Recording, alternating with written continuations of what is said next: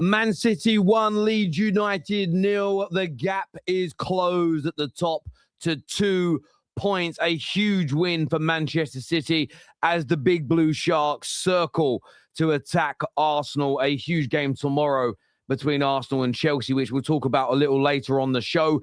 Please like the video, subscribe to the channel, get that bell notification button turned on as well.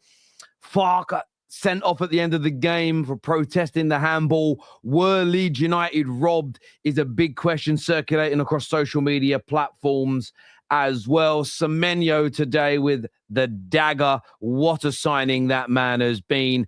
Cherki, absolutely brilliant. I thought a valiant effort from Leeds, but City didn't create a great deal throughout the course of the game for a team of their quality, but they controlled it after going 1-0 up and didn't really have too many issues in the game, if we're being absolutely honest. But look, lots to go through, lots to talk about, lots to digest as well as we go through this game. But Semenyo, that's 1, 2, 3, 4, 5, 6 goals now since he joined City. 6 goals and 2 assists. Looks like an excellent signing for them thus far. But look, before we get into any of the incidents in the game, the huge element is the 3 points. And City fans are not going to care. Listen, I know when you lose, we saw Rodri call out corruption. We saw City fans talk about unfair PGMOL. They won't care about any of that today. There's no corruption today. There's no unfair decisions today. It's all about the 3 points for them. And I do understand it, especially when you're in arguably one of the hardest title races that City have ever been in, because I don't feel City fans are as confident in their team. When we speak to Kel, when we speak to LB and the City fans that come on our show, they're not as confident in this team as they were the Centurions, as they were in the team that did the treble and the four-peat. So it's a really intense title race for them. So they're not going to care today. And I understand that. I get it wholeheartedly. Makes sense. Makes absolute perfect sense on every single level that they just care about those 3 points. I think Semenyo today, as I've already mentioned, was very good. And he's deadly. And I remember when he signed for City, and a lot of people said he wouldn't make a big difference. I remember Hussam saying he didn't really get the signing, doesn't really rate him. I don't know who it was, but I saw it trending across social media. It might have been Lee Gunner, to be fair, who referred to Semenyo as September Semenyo. I saw Arsenal fans saying they don't really think they need him. I was gutted when Man United didn't. I was gutted when Man United didn't get Semenyo because I think he's an excellent player. He's not the best creator. He isn't the best technically in the world, but he's a goal scorer. And with Erling Haaland missing today, what Man City needed was someone that can get a poacher's goal. And that's exactly what he did. And it was a brilliant finish. People don't realize how hard those goals are to score. And the reason I say that is because it's anticipating and knowing where to be. There are number 9s out there, or players that are said to be number 9s, that don't make those runs. It's almost like you can be trained and coached, but it becomes an instinct in the game. I thought he was excellent. Cherki, as I mentioned, again, look, I feel that Cherki today was fantastic. From an offensive point of view, he was Man City's best player. And I actually think if Mamouche, as an example, along with a few others, were as good as him in the attack, they might have scored a few more goals. The pass to put Ain't Nuri through was absolutely pinpoint. Not just with the accuracy, but the weight of pass was fantastic as well from him. I was really impressed with Guehi and Diaz at the back as well. Outside the opening 25 minutes where Leeds were really good and Leeds were cutting City to ribbons. Once they got to grips with how City were playing, with how Leeds United were playing, and when Leeds United sort of not lost, they did lose a little bit of steam. They couldn't play with that intensity for 90 minutes. And after 25 minutes, once City got to grips with them, once the intensity came out the game, I thought that Guehi and Diaz at the back were very, very strong. And they allowed no change. And they do what I call clearing out the rubbish. Balls would come into the box, headed it away, headed it away, headed it away. If there's a ricochet, if there's a bounce, the ball falls short. If there's a second ball to be won, they're there. And they were really dogged. And it was a really gritty performance from Manchester City today. Not a classic. They weren't by far and away the better team. I bet the XG wasn't even too dissimilar if you actually go and look at it. Go and look at FootMob here. I wasn't keeping track of it during the game, but what was the XG? I mean, they did have more, 1.77 versus 1.47. There wasn't a great deal of difference in it. 14 shots each in the game. It was relatively, close from a chance perspective. City with more on target with 5, and they did create 4 big chances to City to Leeds United's 2. So they were the better offensive team, but you would expect them to be. The title contenders. City is still one of the best teams in Europe. They've got one of the most valuable squads in Europe. They've done 600 million in the last 12 months. They've got the greatest manager of his generation. So I would expect that. But it wasn't vintage City, but they got the job done. And I think that City fans will be the most important factor of this game without a shadow of a doubt. Now, I love this here from Jabbo, who says the Terrace with Beatty titles as usual. I'll be honest with you, mate. It's not my fault that you're a bitch. It's not my fault that you whine like a pregnant dog. It's not my fault that you can't handle a grown-up conversation. So I'm not going to apologize for it because the rest of the Football Terrace community will have these conversations. The Leeds United's manager has just been sent off for stating VAR robbed Leeds. So us asking that question on a reaction show to that, the only reason you don't want it to be discussed is because you're weak. And I feel for you, bro, but there's a weakness inside you, and I find that it's one of those things that, you've got to get some help with, because as you get older in your life, it's going to make you unwell. You're going to always be taught. You're going to always be frustrated. You're going to hurt yourself physically, and you need to get over it. We're going to have a conversation, and everybody's going to give their opinions on it. That is football. The same as when City should have got a handball earlier on in the season, we titled it the same way. And I remember you said you were robbed. So you were happy with the conversation when you felt robbed. So why shouldn't we have the conversation when teams feel they were robbed when playing you? This is about you being a grown-up. And, sometimes what you can do is just sit on your hands and not speak up and write nonsense and just have an honest conversation. And I believe in you. I believe you can do it. I believe you have the capacity of mind and the maturity to be able to do that. There you go. This here says, Terry's upset that City won. Of course I am. Of course I am. Of course I'm upset that City won the game. Every Man United fan I know is. The same as if this was the other way around and City were where we are and United were going for the title of Arsenal, every one of you City fans would want us to lose. Of course.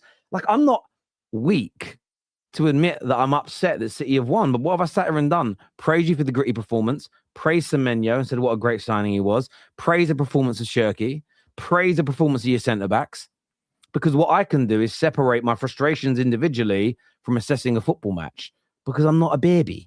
I'm not a baby. Watching this game, City getting 3 points at the Etihad versus Arsenal is far from a given. It was the given it was in the past. Feeling confident is what Jonathan says here. Look, that game's so far away still. We're talking April.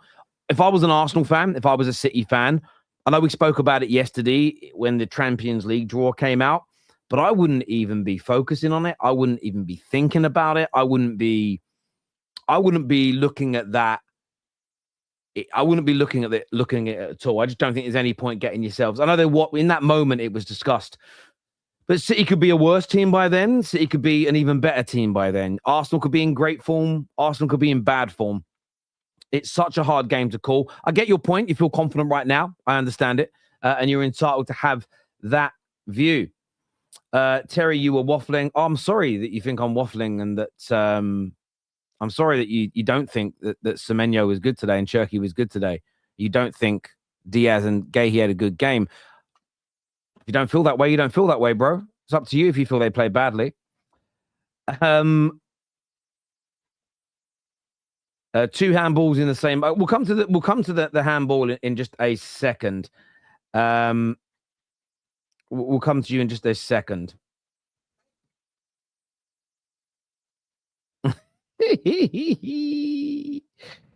Terry, are Villa going to drop out the top three? Well, hopefully tomorrow they will, but we'll see in the longer term. Semenyo was bad, though. Now, Semenyo wasn't bad. Semenyo isn't Cherky. Semenyo isn't a KDB. Semenyo isn't an Eden Hazard. He plays on the wings, but he can play centre. He's a goal scorer. And sometimes he'll do it himself. Sometimes he needs opportunities created for him. That run he made, though, I don't think there's very many other players in your front line that would make that run to score a goal. Absolutely essential. And he did it very, very well. And he was also in positions to score more goals in the game.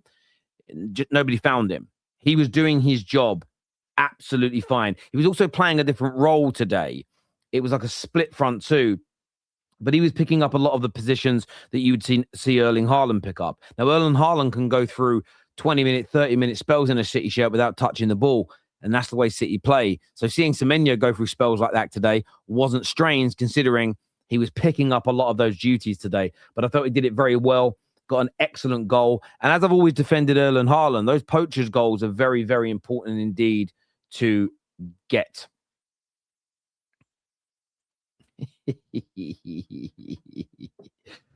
Terry, fair enough for backing City.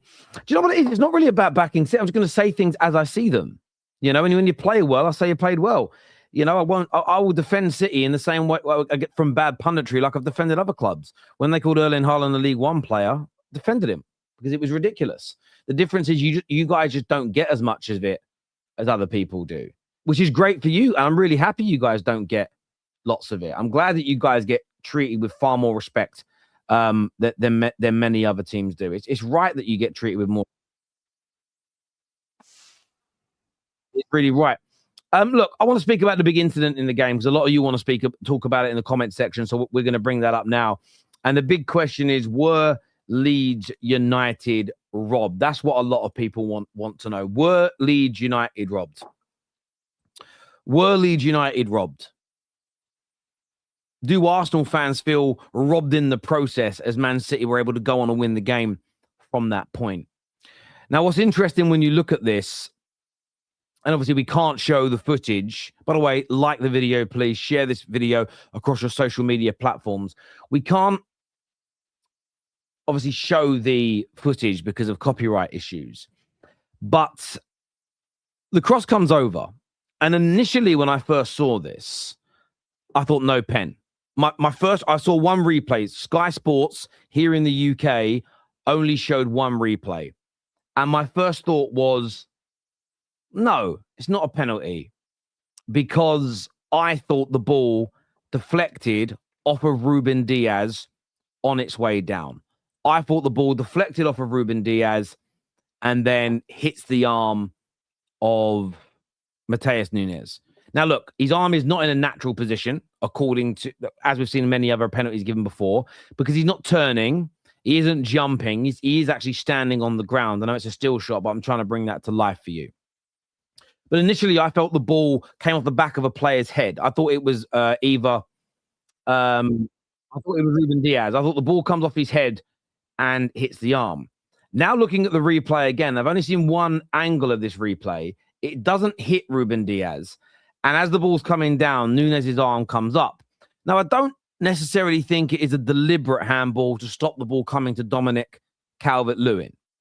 But his arm certainly comes up like this. He just does this for no reason. He isn't jumping. He isn't swiveling. He isn't turning. And it's accidental, but his arm is in an unnatural position. The ball's come a very long way before it hits his arm. There's been no deflection.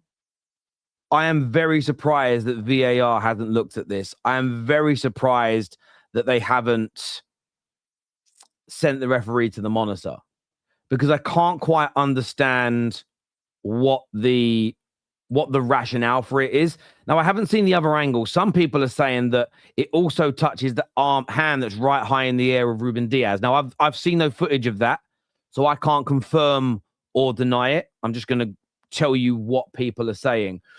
But there's been two handballs. There was this one today. There was the. I get it when a player's changing direction. So if you're running and you've got to stop and try and turn, your arms are going to come out. I think it's natural. I get when you go to jump, your arms are going to go out to the side. I'll always defend that. There is no doubt. But when you're standing still I don't get why your arms are out like this. That is not a natural position when you're standing.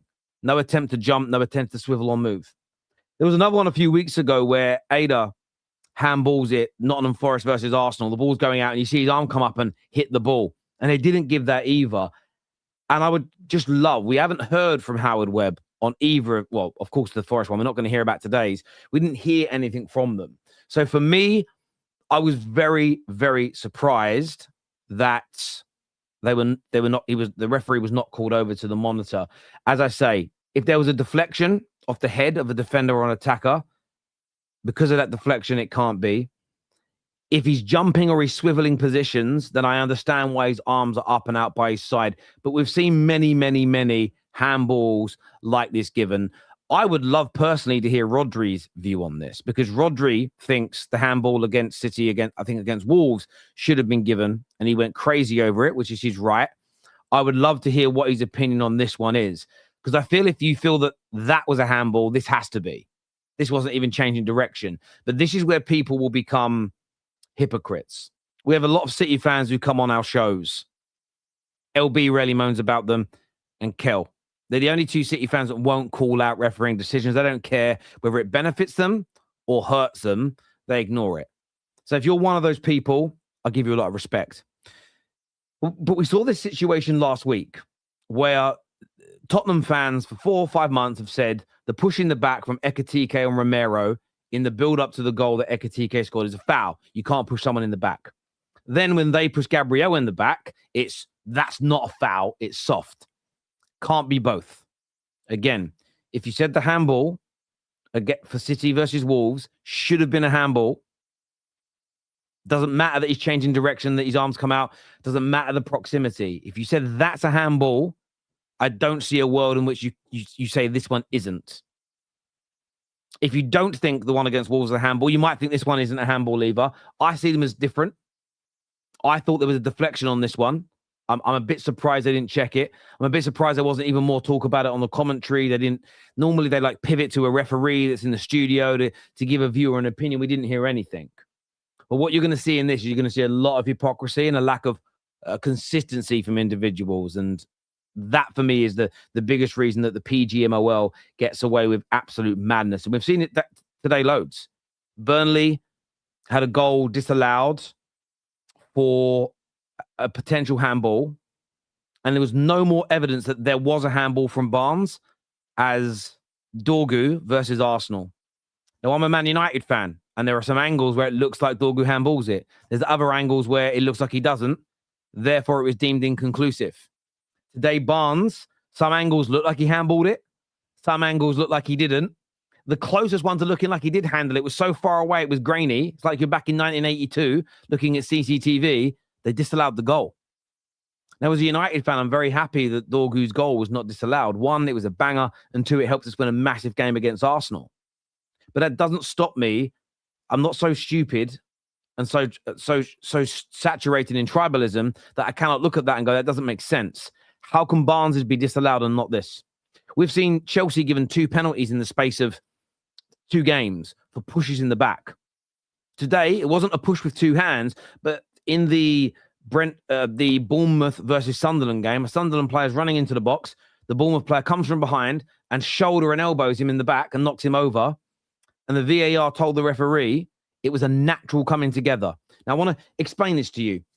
Sunderland player is here and running in this direction. He's running this way. So here to here.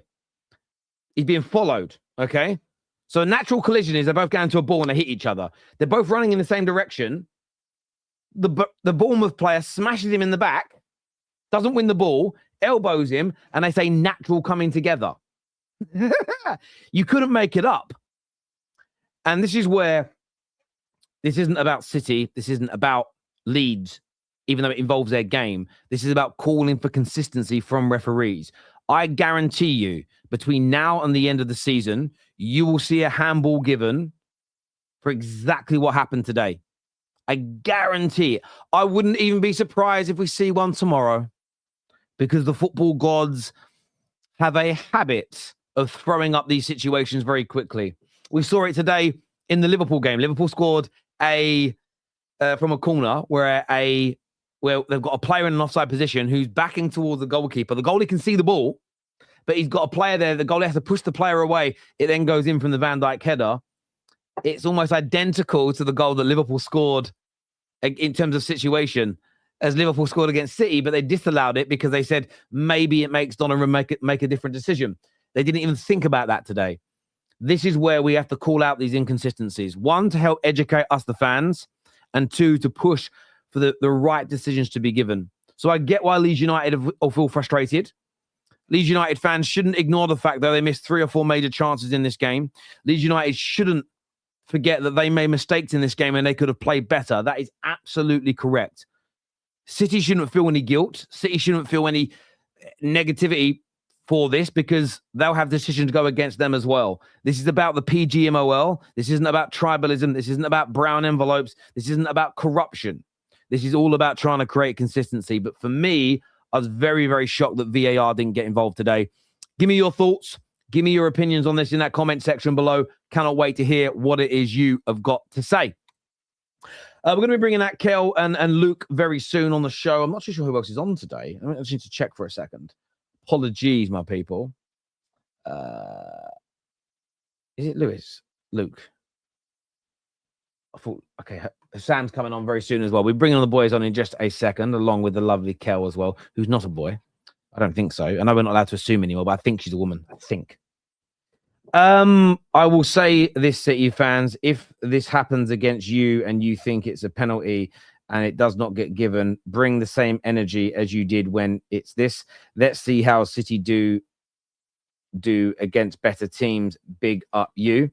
Look, Casey, look, I look at it this way. You know, it was really funny last week because everyone was angry about the disallowed goal, Spurs versus Arsenal. But I always love these moments because I miss the consistency on them.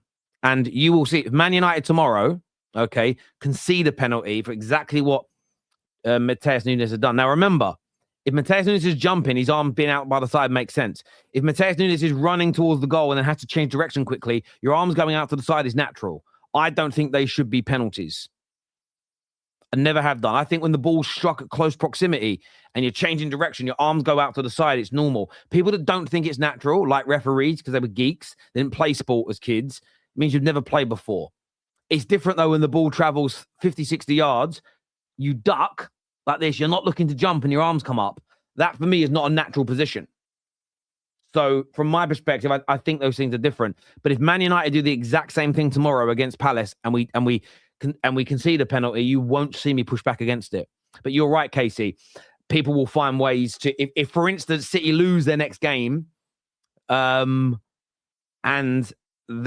there's a handball that's identical, I will say it should have been a penalty. The same City fans saying no way will then be asking for a penalty. Not the City fans that don't care, but, you know, there'll be a lot of hypocrisy. I agree. Rodri's and Pep's outburst helped. The PGMOL now know when to be corrupt. By the way, Rodri still hasn't been punished for saying the PGMOL is corrupt. I'll be honest with you as well. I mean, people are going to think it's an onslaught. I am surprised there hasn't been an outcome from that yet. It was 10 days ago that he had to get his statement in. I am a little bit surprised. Normally they're quite quick with these things, but I think he's played 6 or 7 games since saying they were corrupt and which is essentially mean you're saying they're cheat. Yeah, it's interesting because if he doesn't get in trouble, there's so many clubs that should sue the PGMOL for big money. Because how many players and managers in the last 20 years have been banned, not for calling them cheats, have just been banned for saying them. I've seen managers banned for saying the ref made the wrong decision. Let alone that. You know why they didn't look? Why did they only show one replay? The broadcasters control it. Obviously, you know you're joking. But this, do you know what's mad though? These things don't help. Do you remember when Man United played Arsenal and we scored the free kick? And Gary Neville wouldn't stop talking about the wall looked like it was too far away. And I remember thinking, Gary, like you've said it once and twice. They measured it at halftime. You mentioned it twice in the second half. Yeah, no, I do hear you, but I don't believe in conspiracy theories. Watching City park the bus tells me all I need to know. Well, listen, City needed to park the bus in the latter part of the game. They did a very good job. They defended brilliantly, and they deserve credit. They deserve a lot of credit, in my opinion. 2 handballs in the same notion. Again, people keep saying it glanced off Diaz's hand. I haven't seen that bit. So if somebody's got some video footage to show me. By the way, Diaz's hand is right in the air. If it does touch Diaz's hand on the way down, then we have to call it what it is. Madness. If it does touch his hand and they didn't check that, there's going to be some boiling piss on the internet. Watching this, sorry, I already done this one here. Cheats, PGMOL, never give penalties against City. Well, they have conceded penalties. Man United got one last year at the Etihad against them. So again, I'm not going to run those narratives and say something that isn't true. Nunes' hands is not in a natural position, but the ball lands on the sleeve of his arm. Does it? Yeah. See, do you know why? You know it doesn't? If you watch the video, this is where I wish we could use fair use policy. Do you know how you know it lands on his forearm? Right? I'm watching it now. As it hits his arm does this. If something hits your forearm, I don't know. For me, it hits here. It lands on this bit. It covers both, and that's why you see his arm jerk up. But I want to know how much they checked it, because I just get this feeling that if that was the other way round, there'd have been zooms and angles and delays. By the way, and I think all the big clubs get that versus the small teams. Man United get it, Liverpool get it, Arsenal get it. I think if that was the other way round and City were 1-0 down, that handball happened in the 85th minute, the very least we see angles and zooms, the game delayed. Man United get that too. Liverpool get it, Arsenal get it, Chelsea get it. Doesn't always seem to happen the other way around. Remember last year, Wolves conceded 2 penalties for their opponents kicking the floor. They kicked the floor. And they didn't really check it. I couldn't believe it. I remember watching the replay going, I'd overturn that easy, and they didn't. It's a crazy one. Right, Hamza joining us for a call. Then we've got Kel, Luke, and Hussam joining us on the panel. Let me get my earphones ready to listen to the dulcet tones of Hamza. You ready, Hamza, or are you on a space? All right, let's get Hamza out to have his say on the show with us today. Hamza, big win. Semenyo comes up, trumps again. Talk to me, bro. Yeah, and that's what a performance today, because you need to exert pressure, and I think we needed to win that game. Leeds away, Ellen Road's a tough place, especially if you're gonna go there second half of the season. It's a very tough place. Arsenal won their 4-0 convincingly, but we know when Leeds are onto you, it's a very tough place. I think we went there with a game plan. I think we dominated the game in terms of tactical possession. We kept them on the thing. We had 75% possession nearly, and they had like 20-something. We had more passes.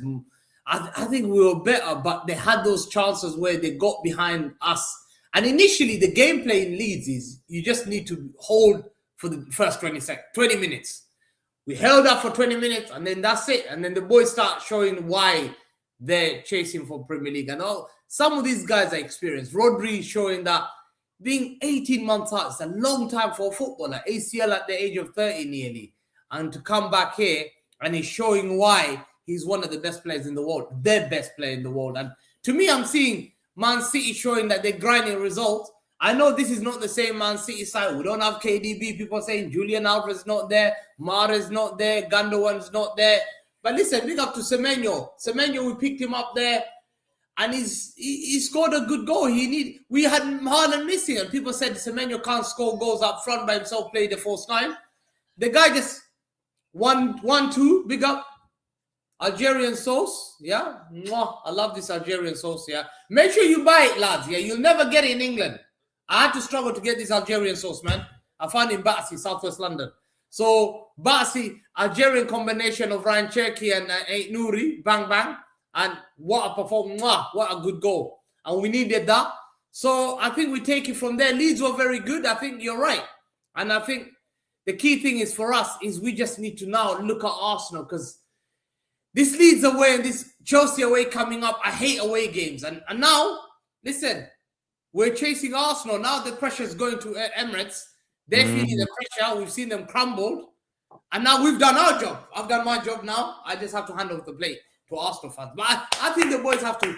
Today's fantastic performance. Guehi, outstanding signing. I have to say again, once again. It shows why we've got fantastic. And I said it to Arsenal fans before, and they laughed at me. I said, Guehi's better player than Gabriel Magalhaes. Magalhaes is just a physical guy, gets aggressive, pulls you down, and just calamity waiting to happen.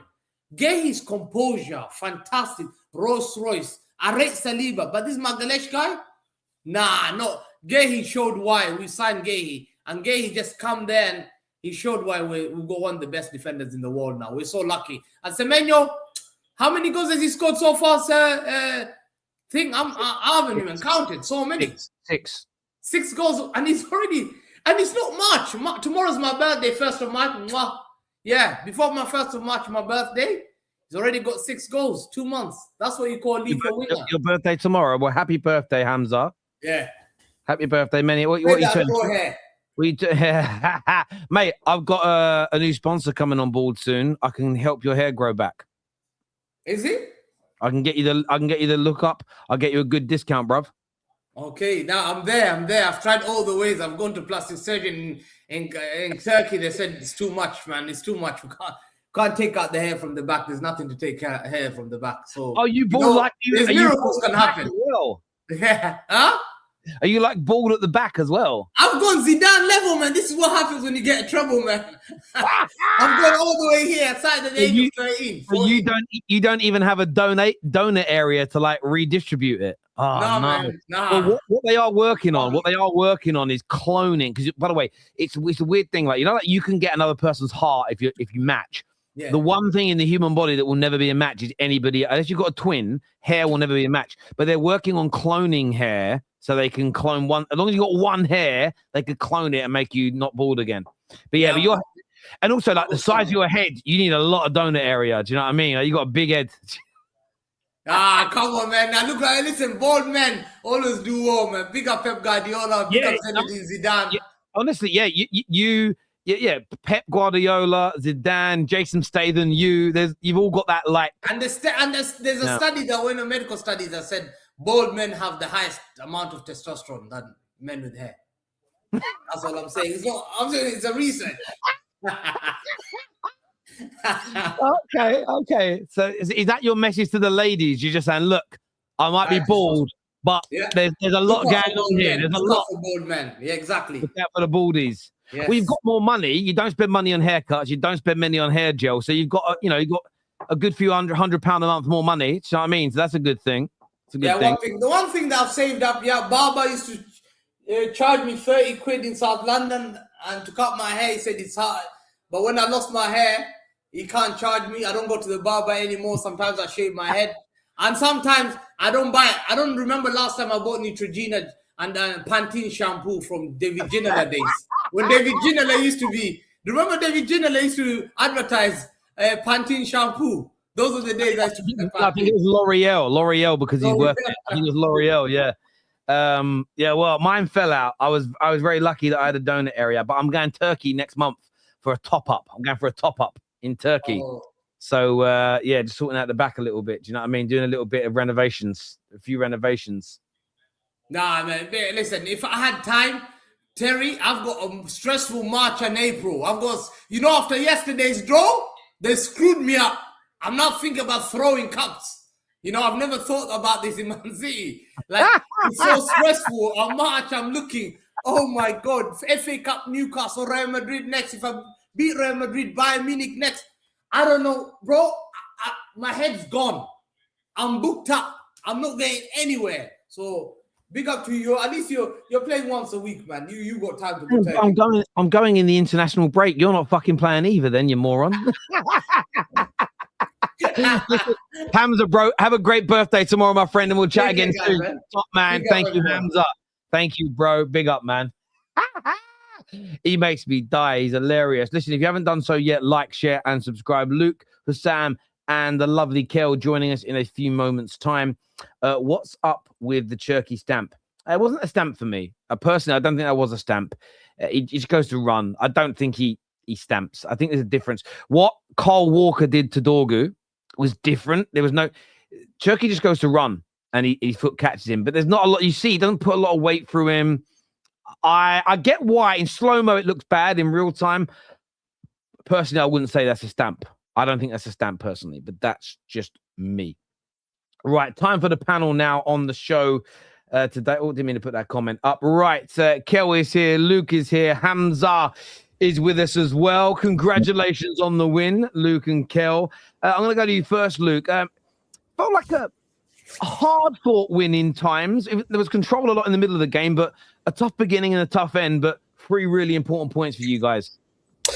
Yeah, absolutely. This is one of those games in a title race where it could always very easily be a draw if you got on it, or again, be a shock loss. And sometimes you need to win, just win the game and just get the win. That's what we did. A clean sheet as well, also great, especially given the fact that Leeds' record, especially in night games, that's actually pretty good. Is it their first loss now? Was it in 2 or 3 years in evening 3 games? 3 years, yeah.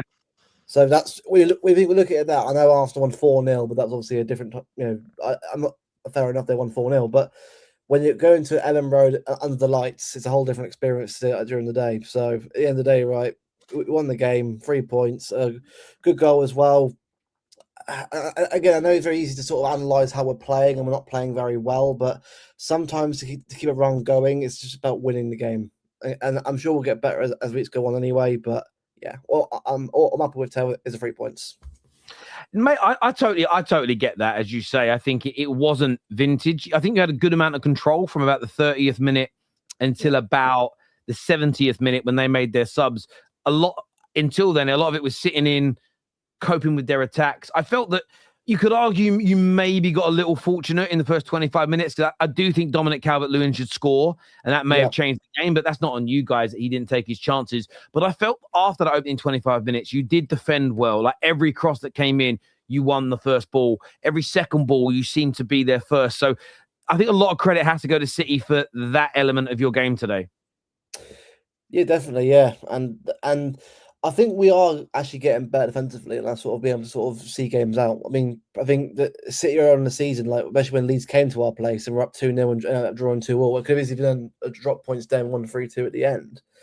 We have gotten better at being more robust at the back. Like we're not the same City team 2 years ago, because again, we're playing a different way. We're not playing out from the back like we were back then, and sort of playing, out, from Edison obviously out to the defense, obviously going forward. It's not the same way. So people are going to keep saying that we're not playing right, but we're playing differently because our goalkeeper and obviously our setup and that. And I'll give Diaz a lot of credit today for his brilliance there. I know people are going to have our fan base right now is a lot of like player FC, Hursanov, Diaz, different player must play over this player. It's at the end of the day, I don't really care who plays, as long as we get the win and whoever plays on the game plays well. That's what I care about. I'm not interested in supporting one player over the rest of the team. The rest of the team is fair. If no one plays well, or if one player doesn't play well, obviously they call out for it. But that's how it should be.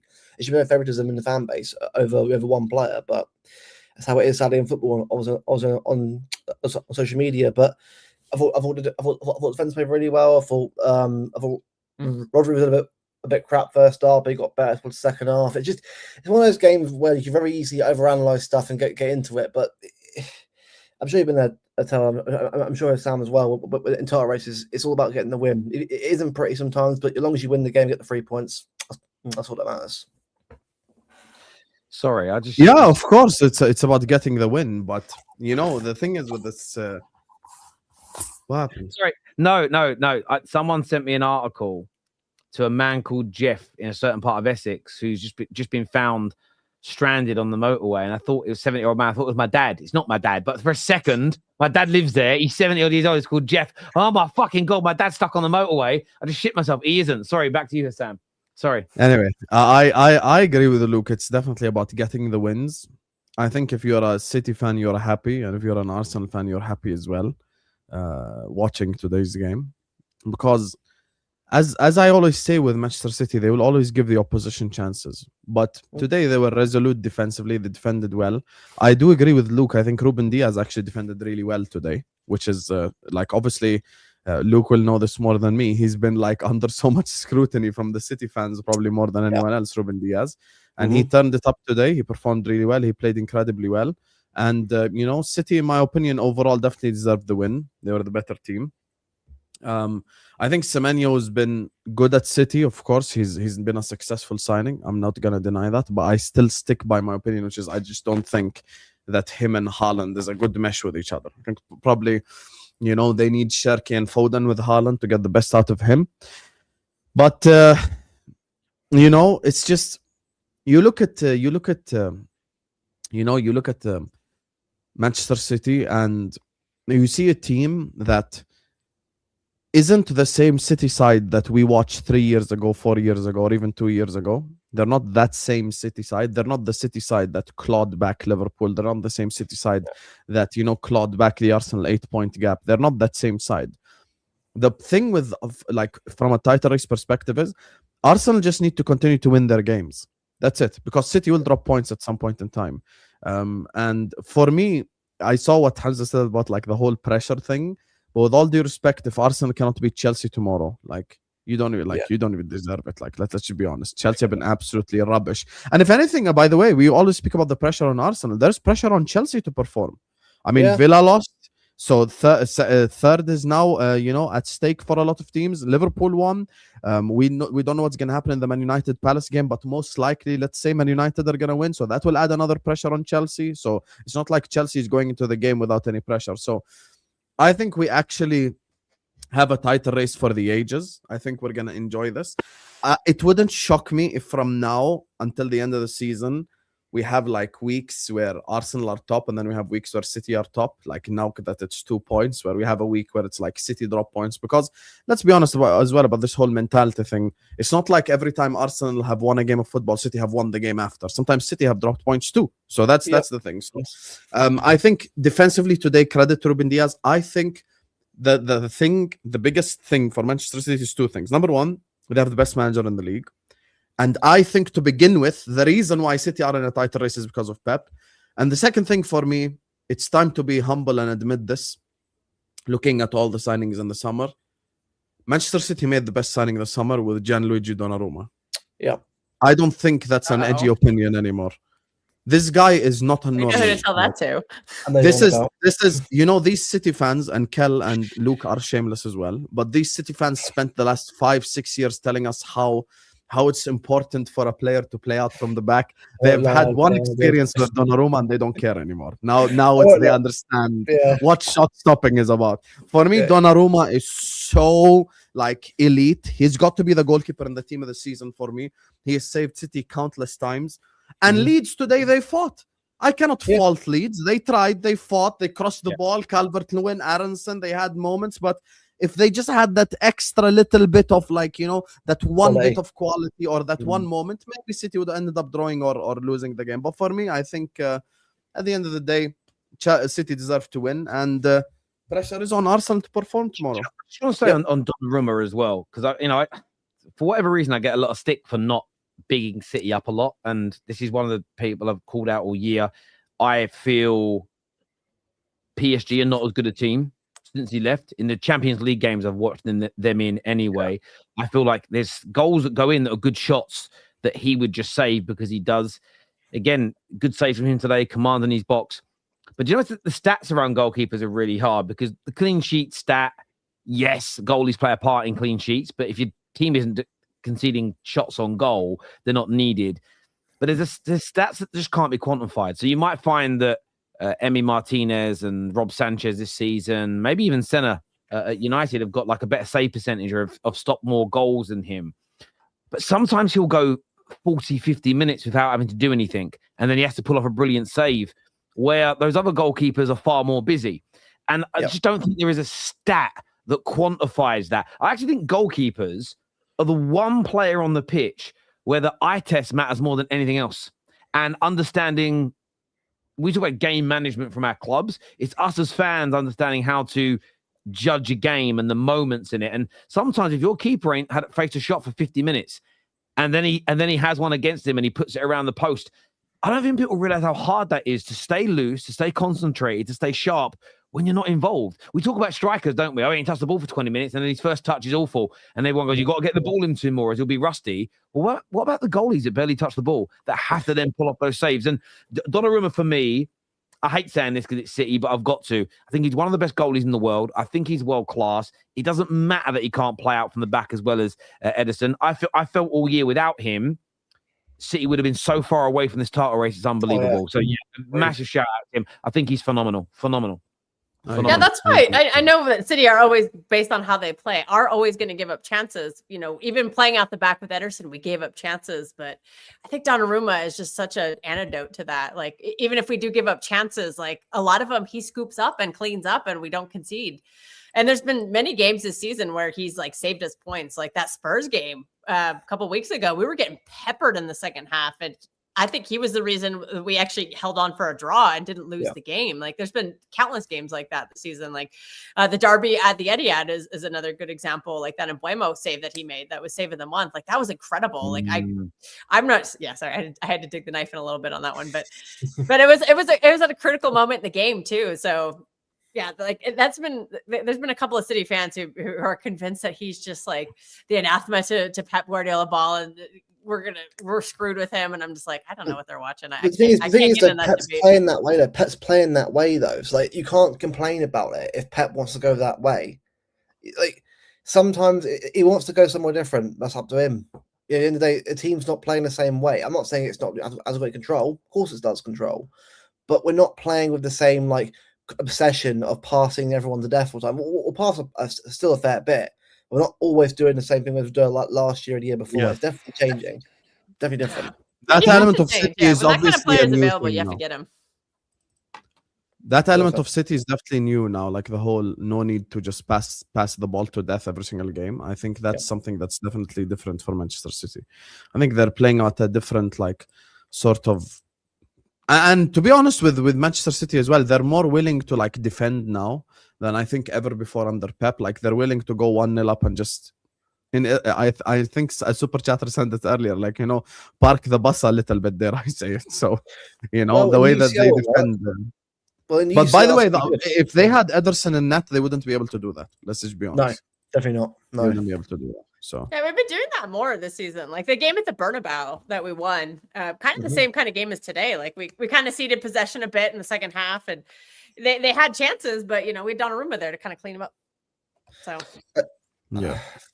For me, the only thing I'd say, the Emirates too, but the only thing I'd say of us right now is I'd say there's one thing we've got to improve on. Definitely is going forward and finishing. Because I think we are scoring goals and winning the game, which is great. But there are going to be games where the opposition will score goals as well. So we've got to start scoring more. Because I think I love Semenyo from what I've seen so far. It's been good. Obviously, Marmoush didn't score today, wasn't right his best either. But we need everyone in the attack firing. If you want to be on all fronts this year, you can't be constantly winning 2-1 all the time. At some point, we're going to start hitting more goals than just 2. What's the situation with Haaland? What's the injury? Minor injury. Apparently he's back Forest, I think, on Wednesday. I think it was just a precaution, I think. Pep will say he doesn't know, but I think it'll be Wednesday probably. Yeah, I mean, I only saw one thing. Even on KSI's channel.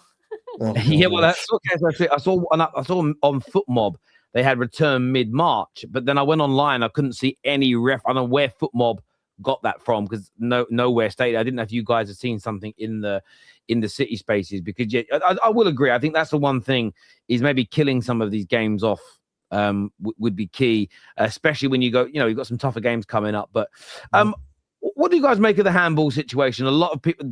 Daniel Fark got sent off at the end of the game for talking about it. A lot of people in our comment section tonight saying, it was a robbery and it should have been a penalty. What do you guys make of that?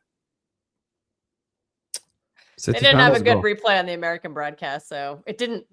I just didn't get a clear angle of. I thought it was Diaz. I didn't even realize it was Nunes. So, my coverage had terrible footage. I've seen one angle, and it does look like Diaz puts his hand in the hair. It looks like it tips his fingers, and then Nunes is behind him with his arm out, and it lands on his arm. So what a lot of people are saying is that there's 2 handballs, and just neither were checked. Terry, I'll say it right. I'm not going to say it. If it was handball, there should be a penalty. I don't care if it's my team or any other team.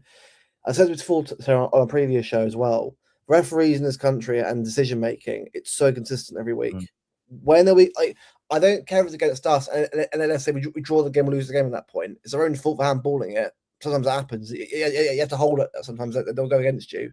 But I think we can all agree as fans, no matter who we support, we need the rules to be consistent. It can't be 1 week handball, then 1 week it's not given because it's for some reason. If the ball hits his hand, he's got his arm out in an actual position. There's a handball. I don't care if it's my team or another team. If we want the rules to be fair for everyone, then that's how it should be. Yeah. Listen, I didn't really notice the penalty when I was when you know, when I was watching the game, but like Terry brought it up and stuff, and you know, if it is a handball, then it should be a penalty. But there is a lot.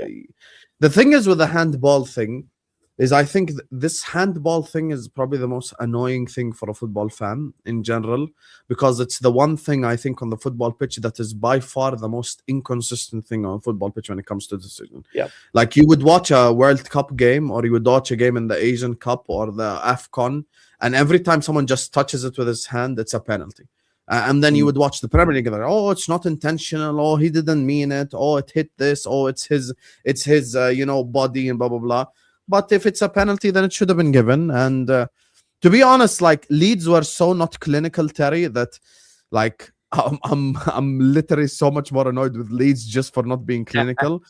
That had they just been clinical for a goal like the Aronson and these moments, bro, we wouldn't even be here like talking about this to begin with. We'd be talking about a Leeds draw or victory. So no, I understand that. Just for the viewers to show, I can't play the clip, but I can drag it in slow motion. So this is what happens. The ball comes over, as you can see in the middle, and then I drag it long.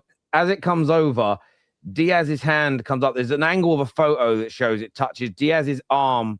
As you can see, goes up in the air and supposedly touches it as it goes past him here. But then if you look at Nunez behind him, Nunez's arm then comes up and then it hits his forearm there.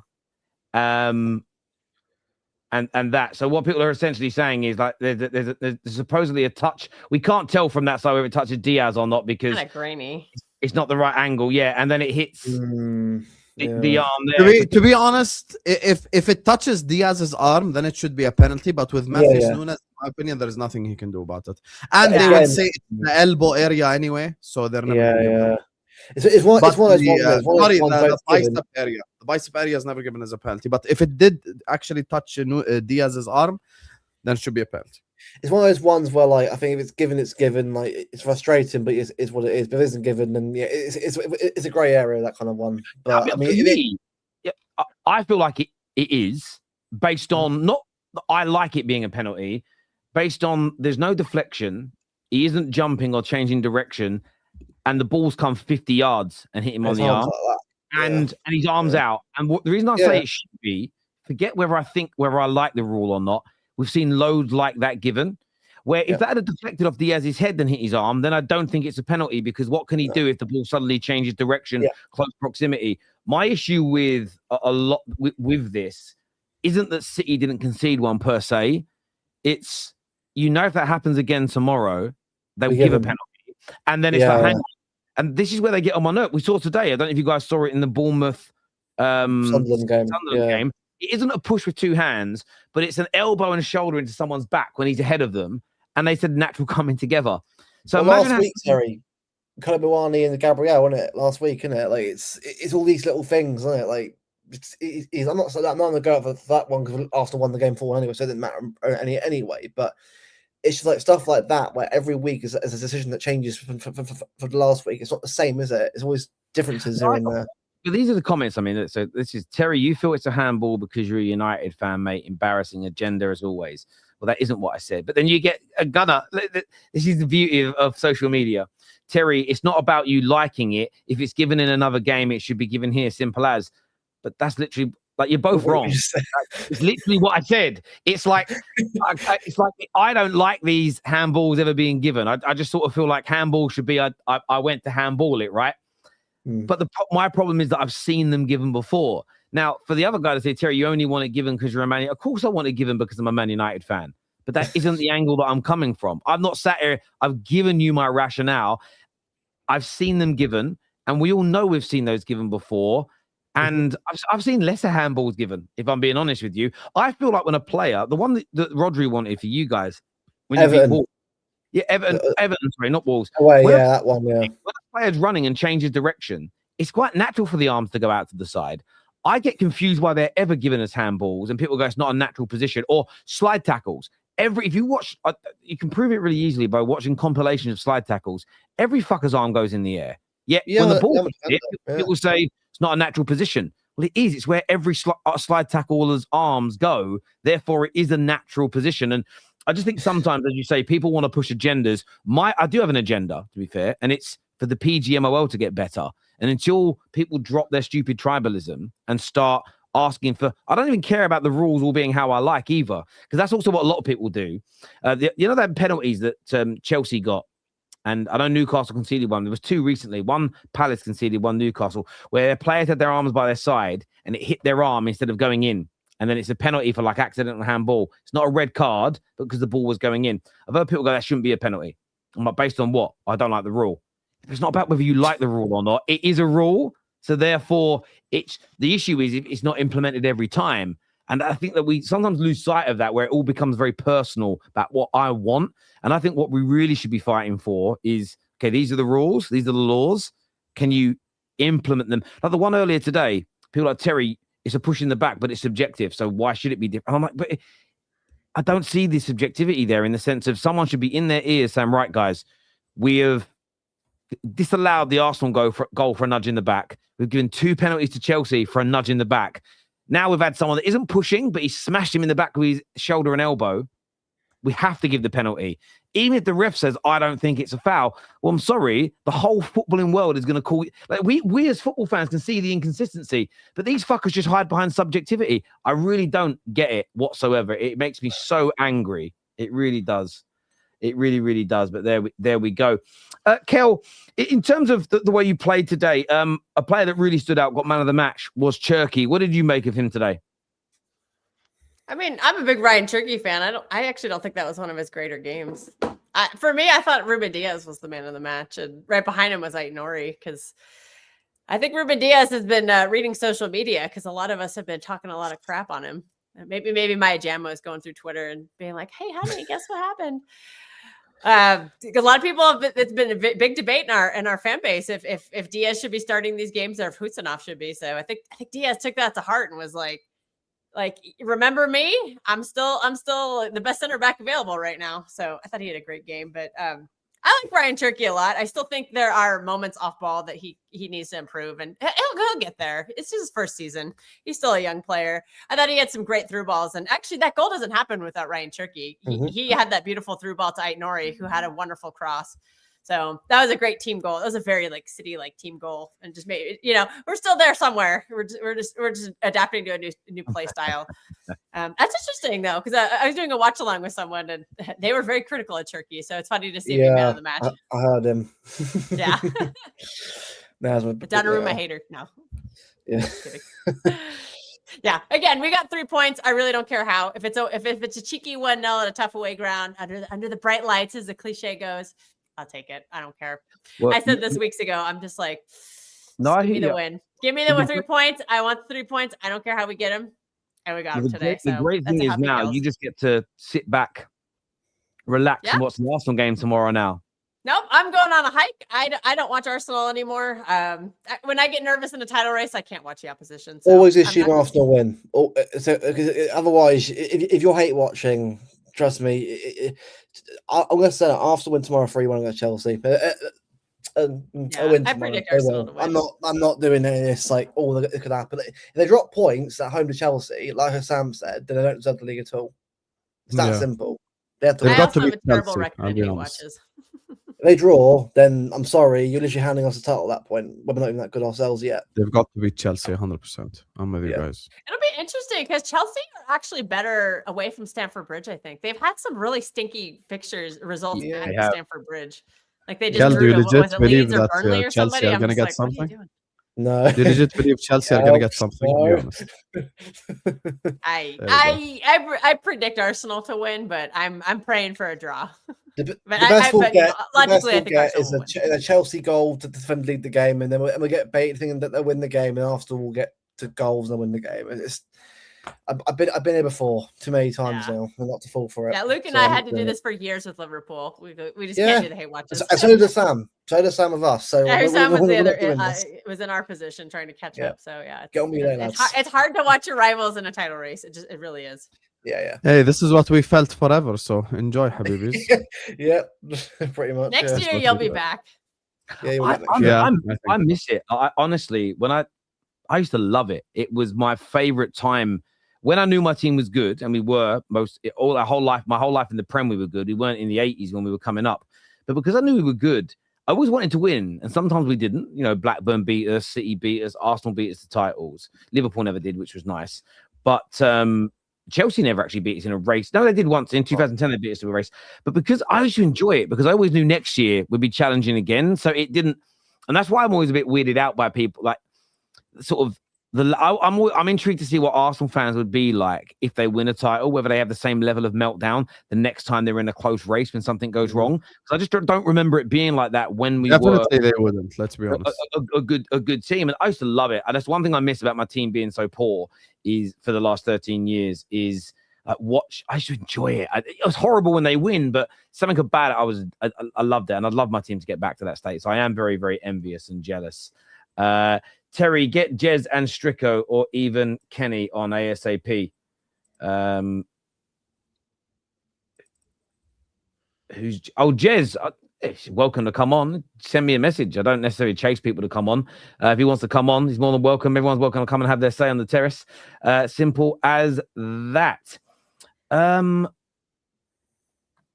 We don't care as much as you think we do. Well, you should care. Stop forcing a rivalry. We don't hate watch Arsenal. That isn't true. That isn't true. That was a complete lie. I will say I will not be watching them. Guaranteed, I will not be watching. Lion King, you've been in my own chats before. I hate watching Arsenal. Why are you like? Stop lying, man. Of course. Guys, I want to thank you all very much for jumping on this evening and discussing the game with us and talking it through. This is going to redirect you to MHF. Go and watch Mo and Hussama over there, please, people. They're going to be live momentarily. Until next time, everybody, look after yourselves, okay? Take care. Goodbye. God bless. Let me make sure that this is redirecting everyone. It is. Get yourselves over there, people, and we're going to see you all again very, very soon. Peace.